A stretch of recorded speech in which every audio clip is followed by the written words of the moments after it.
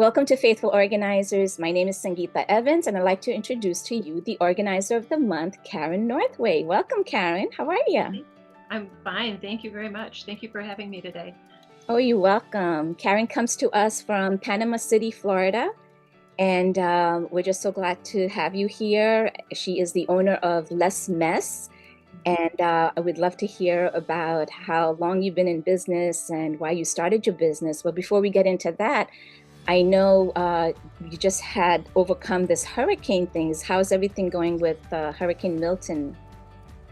We did not suffer any damage from either of the hurricanes that just came through here in the past month, by the grace of God. We had been in the area that Milton went through the week before he got there. So we've been kept safe, and we're doing very well where we're at. Thank the Lord. That's great. And I know a little bit from just looking into your profile that you did some organizing. Before organizing, you did custom decorating at JCPenney for a Correct. while, right? It was streamlined. So I worked in the custom decorating department, but the ladies that were going out into the community were doing primarily custom window coverings and custom bedding and maybe some decorative pillows or table items. And I had needed to make some changes with that part of my life, but I was reflecting on throughout my journey prior to becoming an organizer that God had me in home interior type things. I was in a paint and wallpaper store. I was in the custom decorating at JCPenney. I had my own drapery installation business for a while. So it was all just a journey to get to the point where it was when I started my business. All right, perfect. Tell us why you started the business. Like, what made you turn from that to doing your own, being an entrepreneur and starting that? Well, actually, after about 30 years of doing retail, I was burned out on doing retail. It was not fun anymore. Mm-hmm. And so I had started the process in early 2004, trying to figure out what the next step was going to be. And my husband had found an article in late summer that had talked about NAPO in general, the national group, and that there was a local group in Minnesota. And that's where we were living at the time. And so I decided to go check out the group, and it was so interesting to be with over 100 women all coming together and getting along, even though they were technically competitors. I had worked not the whole time in commission sales, but I just didn't ever see that type of camaraderie among women and getting along so well. And so in 2005, I made the decision to start my business, knlessmess. And one of the interesting things that I learned later was that back in the early 80s, I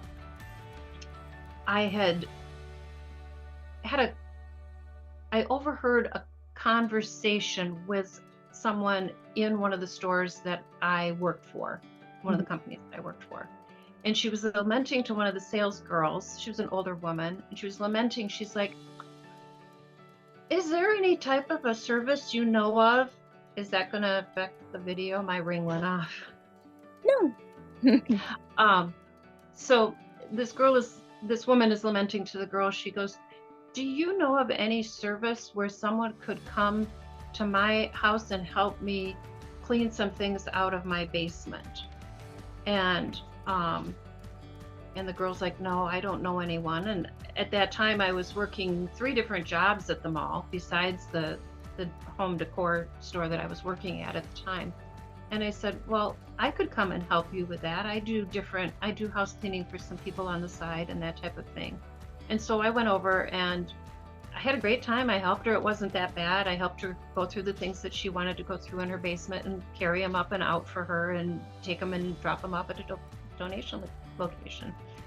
And I went on with life. She called me a couple other times and I helped her with a few other things, but I never made any connection. And it turns out that that's about the exact time that NAPO National was being formulated, was about the time that I had worked with that client. her. And the same thing was true of home staging. I found out about home staging, never had heard of it before, but it was what I had wanted to do back in the mid 80s. But when I took the real estate classes, that wasn't a thing. You were just going to be a real estate agent. You weren't going to do home staging. So it's just kind of ironic how in God's timing, I got to the point where I was at in 2005. So next year I will actually be celebrating my 20th anniversary of being in business as knlessmess. So I'm excited about that.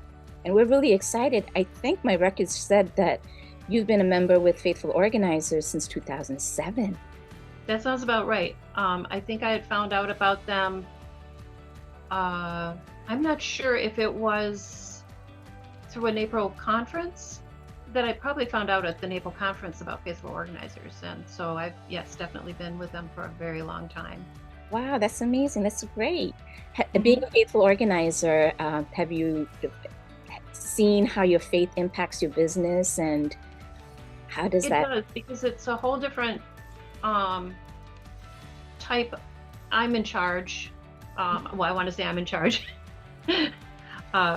but I control my professional policies and how I can work with my clients. And if we need to stop and pray about a situation, we can stop and pray about a situation.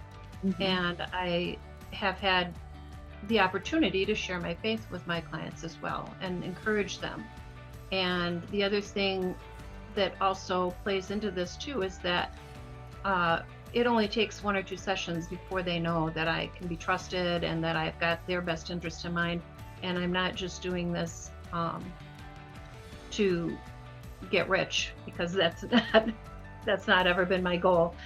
And so I take good care of my customers and care about them first and foremost before I carry on about the other. That's great. Thank you so much. Mm-hmm. Before you go, I would love to see if you have a favorite tip that you'd like to share with us. I do, but I'm going to probably have to read it or I'm not going to get it right. Of course. You can do most anything for 10 minutes. Just break it down into bite-sized pieces. And that's when I break out the chocolate to share with the clients. So I get the little Hershey's miniatures and I bring them along. And my mentor that recently passed away, she was also a professional organizer, Susie McCune. She, when she was doing her training, she would always bring out this huge chocolate bar and say, "Who loves chocolate?" And whoever raised their hand, well, the stipulation is you have to eat that whole chocolate bar right now while everybody watches you.